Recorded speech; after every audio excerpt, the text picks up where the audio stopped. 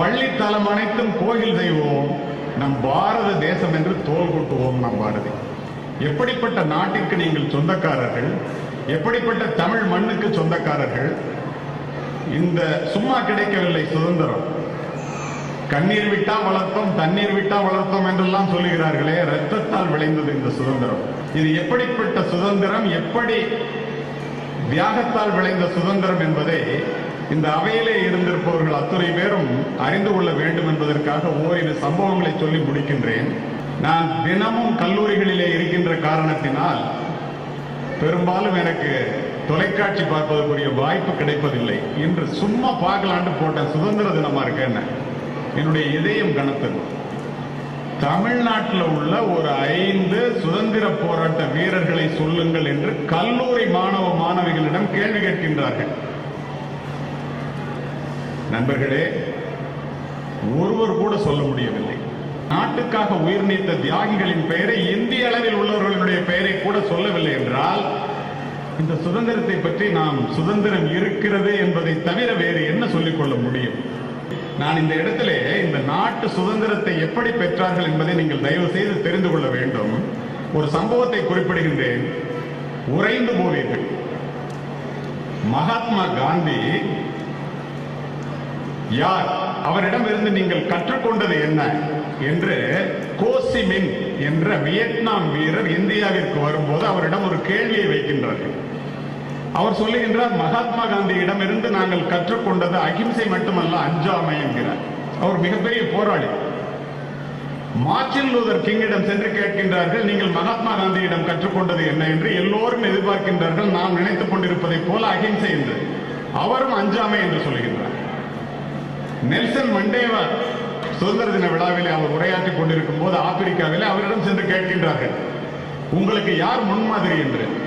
காந்திஜி கற்றுக் கொடுத்த அஞ்சாமை என்று அவரும் சொல்லுகின்றார். இதையெல்லாம் பார்த்த நான் வியந்து போய், காந்திஜி நமக்கு அகிம்சையை கற்றுக் கொடுத்தார் என்று மட்டும்தானே நாம் எல்லாம் தெரிந்து கொண்டிருக்கின்றோம்.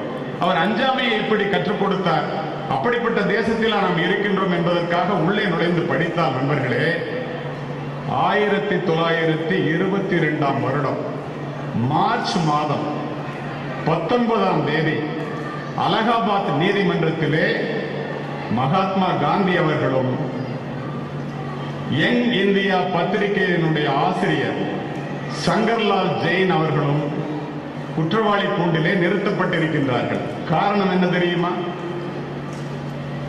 வெள்ளைக்காரர்களிடமிருந்து சுதந்திரத்தை பெறுவதற்காக காந்திஜி அறிமுகப்படுத்திய ஒத்துழையாமை திட்டத்திலே அலகாபாத்திலே சௌரம் சவுக் என்ற இடத்திலே மக்கள் கட்டுக்கடங்காமல், இப்ப கொஞ்ச நேரம் சத்தம் போட்டு இருந்தீங்க இல்லையா, இந்த மாதிரி கூட்டம் சேர்ந்தாலே நம்மிடம் இல்ல ஒழுக்கம் நம்மிடம் பறந்து விடுகிறது அல்லவா?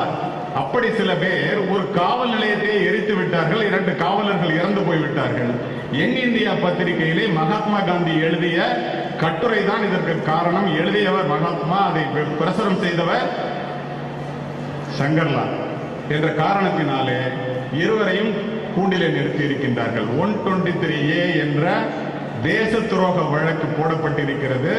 நீதிபதி ப்ரூம்ஃபீல்ட் என்பவர் நீதிபதியாக இருக்கின்றார். JD ஸ்ட்ராங்மேன் என்பவர் அரசு வழக்குரைஞராக மகாத்மா காந்திக்கு தண்டனை வாங்கி கொடுத்தே ஆக வேண்டும் என்று நிற்கின்றார். லட்சக்கணக்கான மக்கள் நீதிமன்றத்துக்கு வெளியிலே நிற்கின்றார்கள். நடந்தது என்ன தெரியுமா?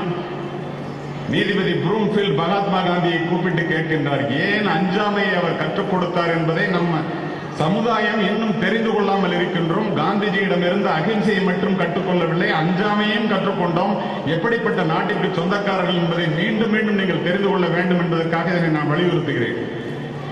நீதிபதி கேட்கிறார் அவர்கிட்ட, உங்க மேல தேச துரோக வழக்கு போட்டிருக்கு, இதுக்கு தூக்கு தண்டனை தான் உங்களுக்கு தெரியும், இந்த குற்றத்தை நீங்க ஒப்புத்துக்கிறீங்களா இல்லையா, ஒப்புக்கொள்கிறீர்களா இல்லையா என்று கேட்கின்றார். இப்ப பார்க்கிறோம் நம்ம நீதிமன்றத்தில் ஒரு வழக்கில் கூட குற்றத்தை செய்தவர்களே கூட இவர் போனது விடுதலை போராட்டத்திற்கு, யாரும் குற்றத்தை ஒப்புக்கொள்வதில்லை. அவர் எந்திரிச்சு பேசுறார் 5 நிமிடங்கள். நீதிபதி ப்ரூம்ஃபீல்ட் அவர்களே,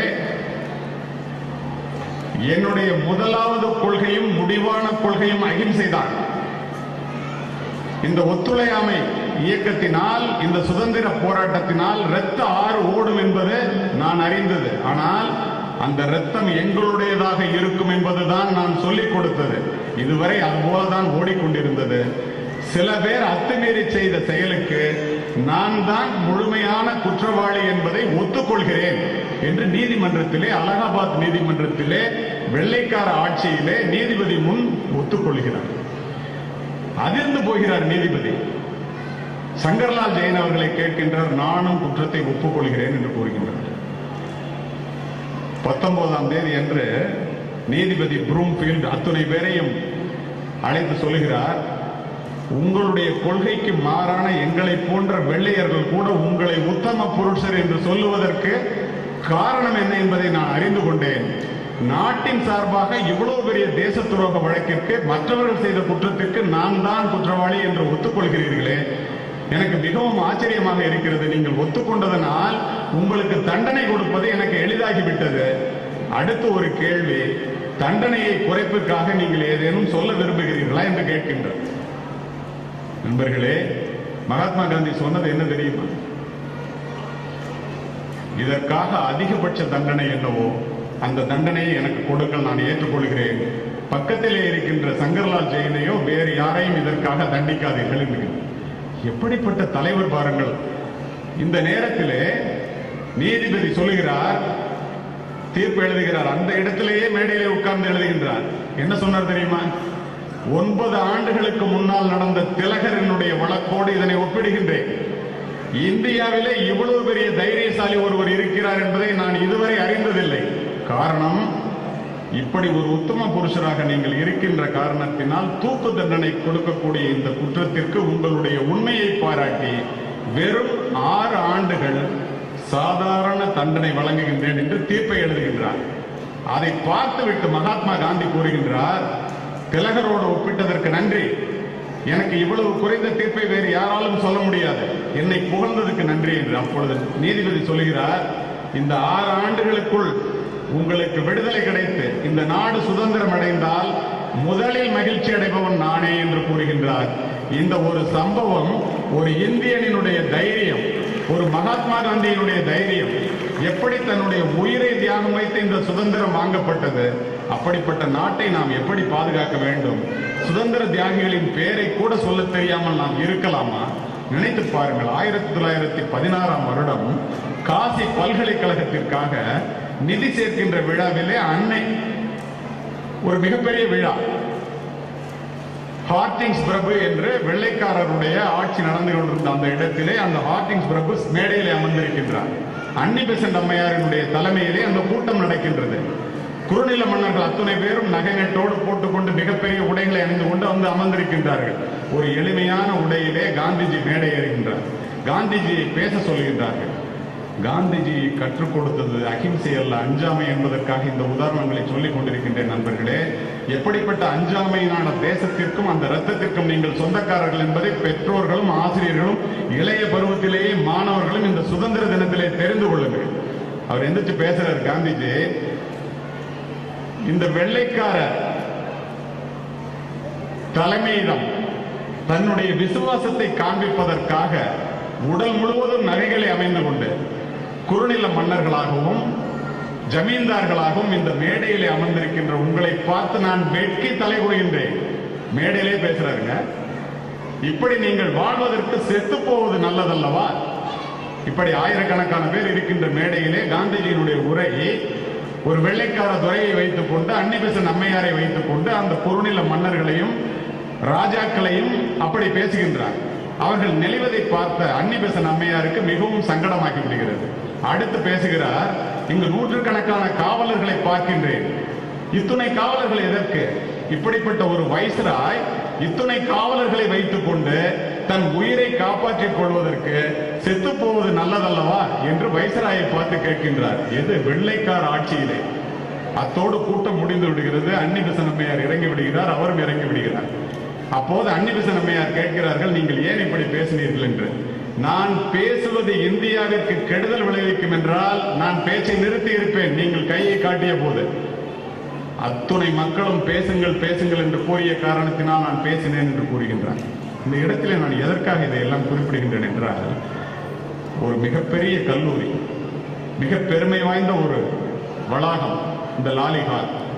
இந்த இடத்திலே மிக பெருமை வாய்ந்த அதிகாரிகள் நடப்பது ஒரு நாட்டினுடைய நன்மை கருதி இந்த திருச்சி மாநகரத்தை சுத்தமாக வைத்துக் கொள்ள வேண்டும் என்பதற்கு கூட நாம் சொல்லித்தான் செய்ய வேண்டியிருக்கின்றது.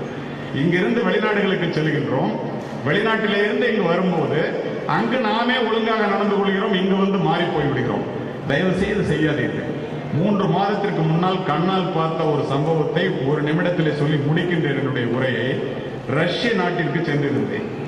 ஒரு பார்க், சாயங்காலம் மழை தூரிட்டு இருக்கு.